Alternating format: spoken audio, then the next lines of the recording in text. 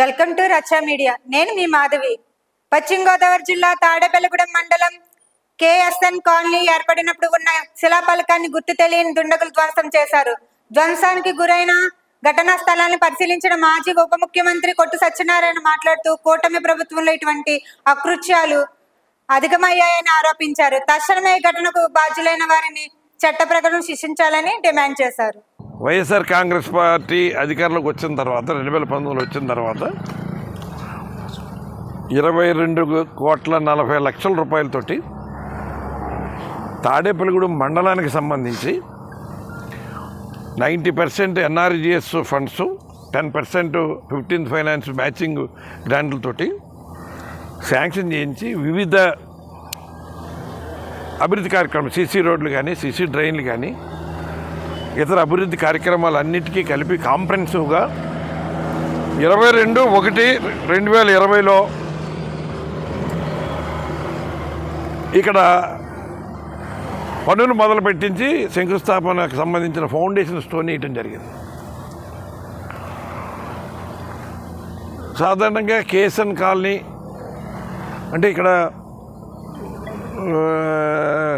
650 కుటుంబాలకి railway station సమీపంలో department ఖాళీ చేసినప్పుడు కానీ, కెనాల్ మోడర్నైజేషన్కి సంబంధించి ఆ కాలువ గట్టు మీద ఉన్న కాపురాలు కానీ, రాత్రికి రాత్రి వాళ్ళ కుటుంబాలు రోడ్డు మీద పడిపోయే పరిస్థితి ఉంటే 2005-6 సంవత్సరంలో 2005 నేను శాసనసభ్యుడిగా ఉన్నప్పుడు వాళ్ళందరికీ ఆశ్రయం కల్పించాలి, రోడ్డు మీద పడిపోయారని దగ్గర 650 కుటుంబాలకి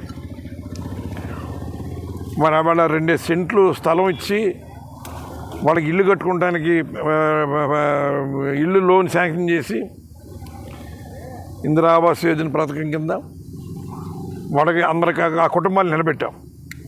వాళ్ళు కృతజ్ఞతాభావంగా ఈ కాలనీని కేఎస్ఎన్ కాలనీ, కొట్టు సత్యనారాయణ కాలనీ అని వాళ్ళు అభిమానం కొద్దీ వాళ్ళు పెట్టుకున్నారు. మరి ఇక్కడ కాలనీలో అనేక సిమెంట్, మొత్తం ఇంచుమించు 3 వంతులు సిమెంట్ రోడ్లు వేశారు, సీసీ డ్రైన్లు కట్టారు. అలాగే కొండ్రుపోలు గ్రామంలో సీసీ రోడ్లు, డ్రైన్లు కట్టారు. ఇంకా మండలం అంతా డ్రైన్లు, రోడ్లు, వివిధ కార్యక్రమాలు చేశారు. మరి ఇంత పెద్ద ఎత్తున ఇంత అభివృద్ధి కార్యక్రమం జరిపి ఫౌండేషన్ స్టోన్ వేస్తే ఇప్పుడు అధికారంలో ఉన్న నాయకులు కానీ, ప్రజాప్రతినిధులు కానీ చూడలేకపోతున్నారా? దేన్ని విధ్వంసం అంటారు? రాష్ట్ర వ్యాప్తంగా మీరు ఒక రెడ్ బుక్ పరిపాలన తీసుకొచ్చి విధ్వంసాన్ని మీరే సృష్టిస్తున్నారు. ఇవాళ మీరు అధికారంలోకి వచ్చి 9 నెలలు అయింది. ఎక్కడైనా ఒక వర్క్ మీరు శాంక్షన్ చేసింది ఏమైనా ఉందా?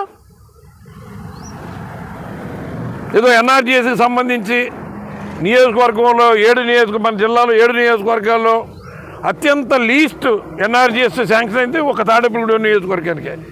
మిగిలిన 6 నియోజకవర్గాలు కూడా మీరు నియోజకవర్గాల వారికి రిపోర్ట్ తెప్పించుకోండి. తాడేపల్లిగూడెం కంటే అందరూ కూడా ఎక్కువ నిధులు తెచ్చుకున్నారు. ఈ రాష్ట్ర ఉప ముఖ్యమంత్రి పంచాయతీరాజ్ శాఖ మంత్రి కాబట్టి ఆయన అలాట్మెంట్ తోటి అది కూడా ఈ నియోజకవర్గానికి సరైన ప్రాతిపదిక మీద దక్కలేదు. వాళ్ళు మీరు వచ్చిన తర్వాత ఎక్కడ ఒక రోడ్డు వేసిన పాపాన్ని పోలేదు, అక్కడ శాంక్షన్ చేసిన పాపాన్ని పోలేదు. ఆనాడు కరోనా మూలంగా 2 సంవత్సరాలు పరిపాలన అంతా కూడా స్తంభించిపోయిన పరిస్థితి. రాష్ట్ర వ్యాప్తంగానే కాదు, దేశవ్యాప్తంగానే కాదు, ప్రపంచవ్యాప్తంగా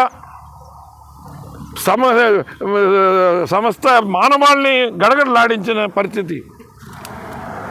అటువంటి పరిస్థితుల్లో 2 ఏళ్ళు పరిపాలన స్తంభించిన ఎక్కడ అభివృద్ధి ఆగకుండా ముందుకు తీసుకెళ్ళాం. మేము అధికారంలోకి వచ్చే నాటికి తాడేపల్లిగూడెం నియోజకవర్గ పరిస్థితి ఏంటి? పెంటపాడు నుంచి ఇటు వెంకటరామన్ గుడి వరకు మన నియోజకవర్గ పరిధిలో మోకాళ్ళ లోతు ఆ గోతులు నిలబడితే మోకాళ్ళు కనపడే కాదు. పట్టించుకోలేదు. మీరు ఎక్కడ రోడ్డు వేసిన పాపాన్ని పోలేదు. ఇక్కడి నుంచి నిడదవాలు మరి గేట్ వరకు ఎంతంత పెద్ద పెద్ద గోతులు పడిపోయినాయి, లారీలు తిరగబడిపోయే పరిస్థితి. పట్టించుకోలేదు మీరు. మరి 2019లో నేను నెగ్గిన తర్వాత 48 కోట్లతోటి మన నియోజకవర్గ పరిధి అయినటువంటి చిలకంపాడు లాకుల దగ్గర నుంచి వెంకటరామన్గూడెం హార్టికల్చర్ యూనివర్సిటీ వరకు 48 కోట్లు శాంక్షన్ చేసి 4 లేన్స్ రోడ్డు